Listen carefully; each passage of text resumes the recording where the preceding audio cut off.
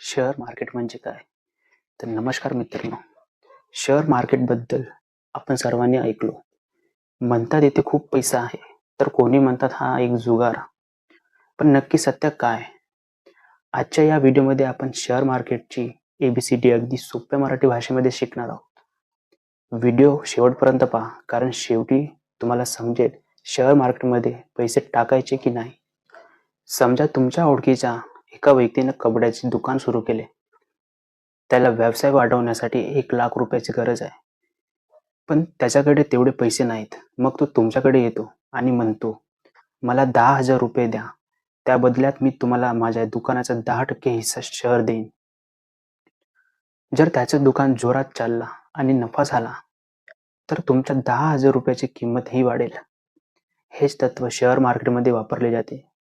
जेव्हा तुमची रिलायन्स किंवा टाटा यासारख्या कंपनीचे शेअर्स घेता, तेव्हा तुम्ही त्या कंपनीचे छोटे मालक बनता. कंपन्या शेअर मार्केटमध्ये का येतात?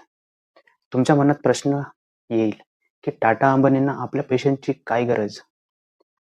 तर मित्रांनो, जेव्हा एखाद्या कंपनीला नवीन फॅक्टरी टाकायची असते किंवा नवीन प्रोडक्ट लॉन्च करायचे असते, तेव्हा त्यांना हजारो कोटींची गरज असते. बँकेकडून कर्ज घेण्यापेक्षा तो लोकांकडून पैसे घेतात आणि बदल्यात मालकी हक्क देतात. यालाच IPO म्हणतात. शेअर मार्केटमधून पैसे कमवायचे 2 मुख्य मार्ग आहेत. किंमत वाढणे. तुम्ही 100 रुपयात घेतलेले शेअर जर 150 रुपये झाला, तर तो 50 रुपये तुमचा फायदा. लाभांश. कंपनीला नफा झाल्यावरती आपल्या भागीदारांना पैशांच्या स्वरूपात बक्षीस देते. त्याला डिव्हिडंड म्हणतात. ऐकायला सोपे पण नाही.